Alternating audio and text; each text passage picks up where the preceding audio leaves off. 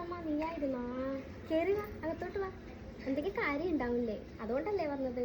കുറെ നാളായല്ലോ ഈ ഭാഗത്തേക്കൊക്കെ വന്നിട്ട്. എന്തെങ്കിലും കാര്യം ഇല്ലാതെ നീ വരില്ല. വാ, അകത്തേക്ക് വാ.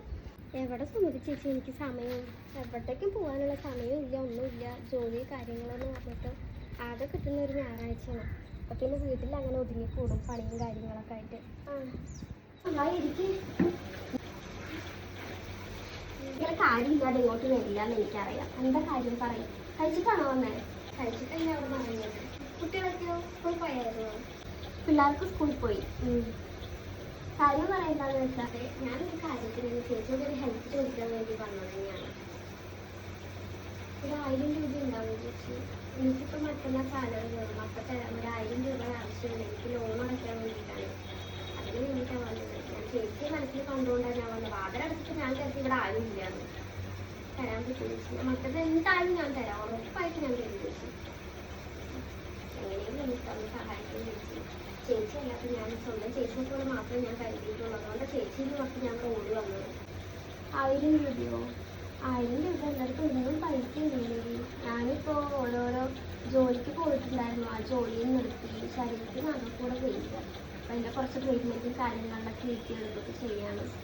എങ്ങനെയും പോയി തരാൻ നോക്കി. ഞാൻ മറ്റന്നാൾ എന്തായാലും ഉറപ്പായിട്ട് ഞാൻ മറ്റന്നാൾ തരാം. പ്ലീസ് ചേച്ചിന് കറണ്ട് ബില്ല് കെട്ടാൻ വെച്ചിട്ടുണ്ട് പൈസ. 1200 രൂപ കറണ്ട് ബില്ല് വന്നിട്ടുണ്ട്. അപ്പം അത് വേണമെങ്കിൽ 1000 രൂപ നിനക്ക് തരണം. അല്ലാതെ എനിക്ക് തരാനൊന്നും ഇല്ല കയ്യിൽ. അത് വേണമെങ്കിൽ തരാം. കറണ്ട് ബില്ല് കെട്ടാൻ വെച്ച 1000 രൂപ, അതല്ലാതെ വേറെ ഒന്നുമില്ല. അപ്പോൾ ഇതാ ഈ വരുന്ന തിങ്കളാഴ്ചയാണ് ലാസ്റ്റ് ഡേറ്റ്. അപ്പം കെട്ടെന്ന് പറഞ്ഞിട്ട് എൻ്റെ കയ്യിൽ പൈസ വന്നിട്ടുണ്ട്. അതുണ്ട് കയ്യിൽ. അത് വേണമെങ്കിൽ ഞാൻ നിനക്ക് തന്ന് സഹായിക്കാം. മറ്റന്നാൾ തന്നെ നീ എനിക്ക് തരുമല്ലോ അല്ലേ? അതിൻ്റെ വിശ്വാസത്തിൽ വേണം തരാൻ വേണ്ടിയിട്ട്. അല്ലെങ്കിൽ പിന്നെ ഫീസ് ഊരിപ്പോകും. പിന്നെ കറണ്ട് ഇല്ലാതെ ഇരിക്കേണ്ടി വരും. വേറെ പൈസ അങ്ങോട്ടും വെക്കാനൊന്നും ഇല്ല. അതുകൊണ്ടാണ് പിള്ളേരും സ്കൂളിലൊക്കെ പഠിക്കില്ലേ. അതുകൊണ്ടാണ് എനിക്കൊരു ലോൺ അടയ്ക്കാനുണ്ട്. അതുകൊണ്ടാണ് ഉറപ്പായിട്ടും തരാം. പിന്നെ നമുക്ക് കറണ്ട് ബില്ല് കെട്ടാൻ വെച്ച് പൈസ ഇല്ല കേട്ടോ. അതല്ലാതെ വേറെ ഒന്നുമില്ല. അതുകൊണ്ടാണ്.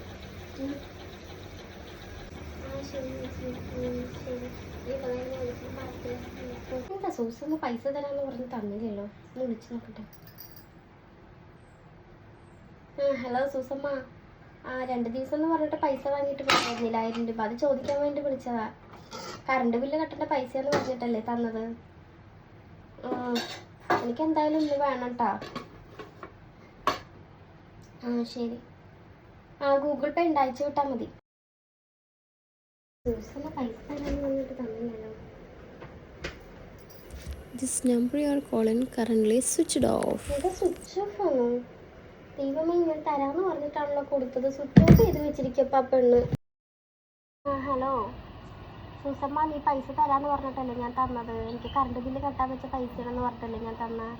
ചേച്ചിയുടെ കയ്യിൽ ഞാനൊരു 1000 രൂപ വാങ്ങിയിട്ടുണ്ട്. അത് ശരി തന്നെയാണ്. ഞാനത് തരാമെന്ന് പറഞ്ഞിട്ട് തന്നെയാണ്. അതുകൊണ്ട് ഞാൻ അങ്ങനെ നാട് വിട്ട് പോകുമൊന്നുമില്ല. തരാമെന്ന് പറഞ്ഞാൽ തരും. ആ 1000 രൂപ കൊണ്ട് ഇപ്പം എനിക്കൊന്നും നടാനില്ല. ഇപ്പോൾ ഒരു 1-2 ദിവസം അങ്ങോട്ടും ഇങ്ങോട്ടും ആയിന്ന് വെച്ചിട്ട് ഇപ്പോൾ തരില്ലാന്ന് പറഞ്ഞാൽ നാട് വിട്ട് പോകുമെന്ന് പറഞ്ഞിട്ടാണ് ഇപ്പോൾ ചേച്ചി വെറുതെ വിളിച്ചുകൊണ്ടിരിക്കുന്നത്. ഞാൻ തരാം, തരുമെന്ന് പറഞ്ഞാൽ തരും. ഞാൻ ചത്തിട്ടൊന്നുമില്ല, ജീവനോടെ ഉണ്ട്. ഞാൻ എന്തായാലും തരും. പൈസ വാങ്ങിയിട്ട് നീ എന്നെയാണോ വഴക്ക് പറയാൻ വരുന്നത്? അങ്ങനെയാണെന്ന് അറിഞ്ഞിട്ട് ഞാൻ സഹായിക്കാൻ നിന്നിട്ടുണ്ടാവില്ല. എന്തായാലും തരും. ഇപ്പം ഞാൻ നിൻ്റെ കയ്യിൽ നിന്നാണോ കടം വാങ്ങി, നീ എൻ്റെ കയ്യിൽ നിന്നാണോ കടം വാങ്ങിയത്? വെച്ചോ ഫോൺ അപ്പോഴത്തേക്കും. ഒരു 1000 രൂപ വാങ്ങി, അതിനാണ് ഇപ്പോൾ ഇത്രയൊക്കെ. ഏത് കാലത്താണോ വാങ്ങാൻ തോന്നി?